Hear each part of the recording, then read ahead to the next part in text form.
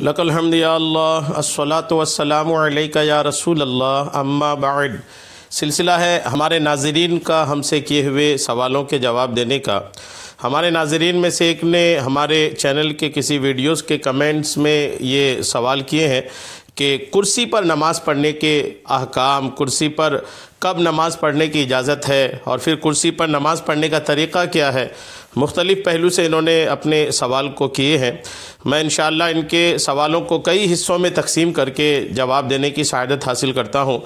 پہلا حصہ ان کے جواب کا یہ ہوگا کہ کرسی پر نماز پڑھنے کے احکام،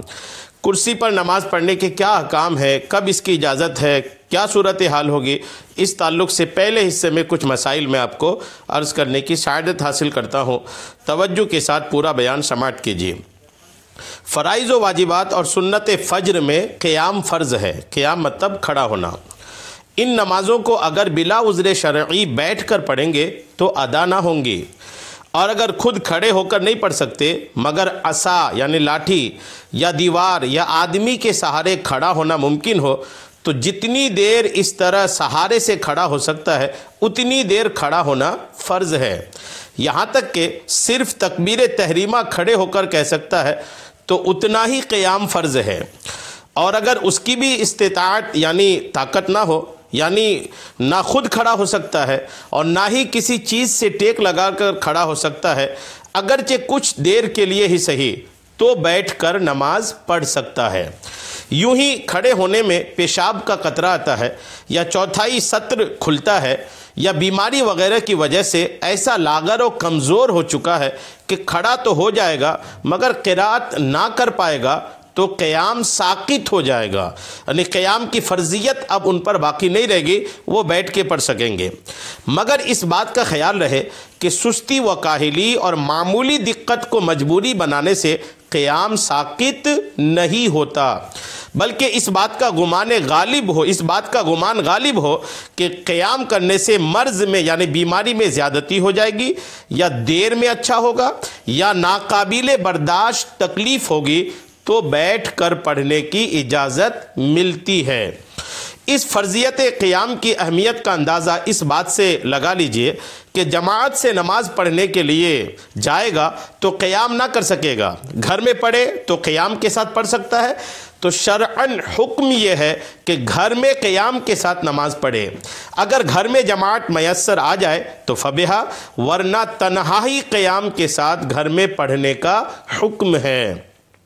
قیام کی اہمیت کتنی ہے اس بات سے سمجھ میں آئی کہ اگر مسجد میں جائیں گے، جانا ہے، پیدل چلنا ہے، تھکان ہوگی، یہ تھکان کی وجہ سے مسجد میں جا کے بیٹھ کے نماز پڑھنا پڑے گا، اور وہی بندہ اگر گھر میں پڑھتا ہے، چلنے کی تھکان سے بچنے کی وجہ سے کھڑے ہو کے پڑھ سکتا ہے، تو ایسا آدمی مسجد نہ جا کر گھر میں ہی پڑھے۔ گھر میں اگر کچھ لوگ جمع ہو جاتے ہیں، جماعت مل جاتی ہے تو ٹھیک، نہیں ملتی تو تنہا اکیلے پڑھیں گے، تو ان کے لیے شرعاً یہی حکم ہے۔ غور کیجئے کہ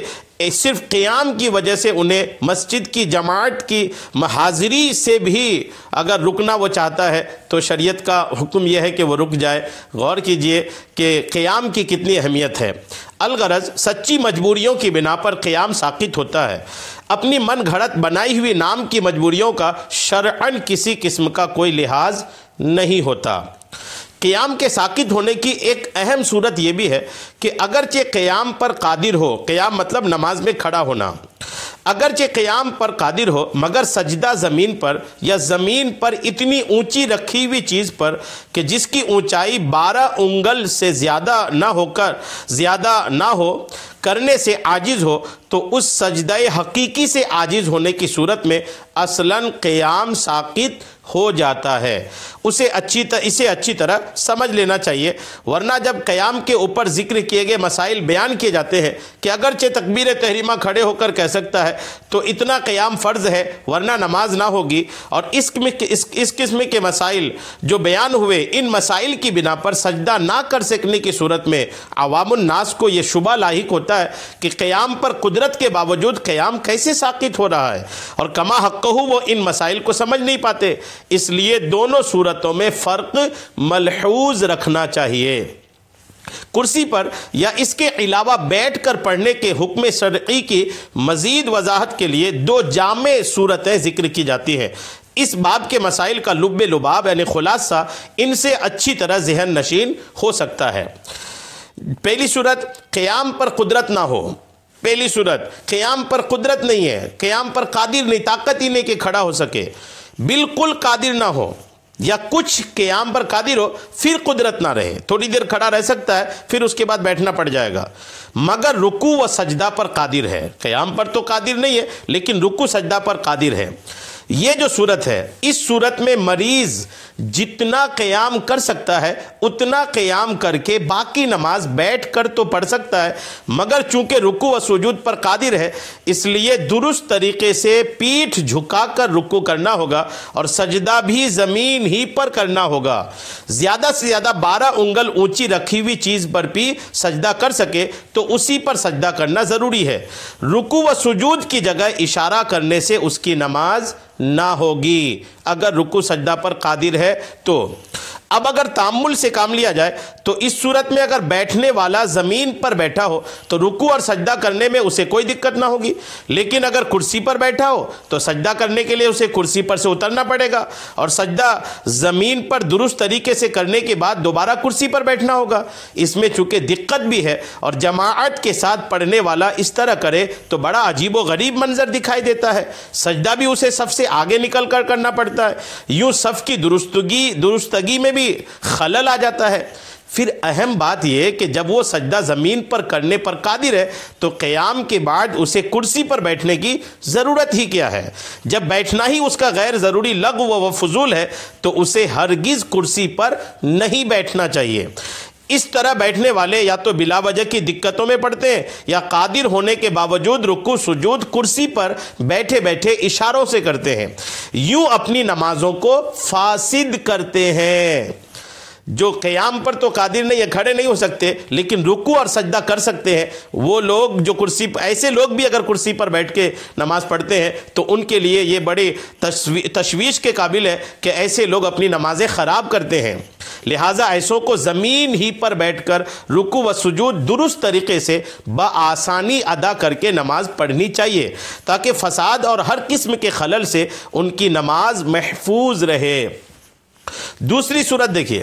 رکوع و سجود دونوں پر قدرت نہ ہو۔ دوسری صورت کا بیان ہو رہا ہے کہ رکوع اور سجود دونوں پر قدرت نہ ہو یا صرف سجدے پر قادر ہو تو اگرچہ کھڑا ہو سکتا ہو اس سے اصلاً قیام ساقط ہو جاتا ہے۔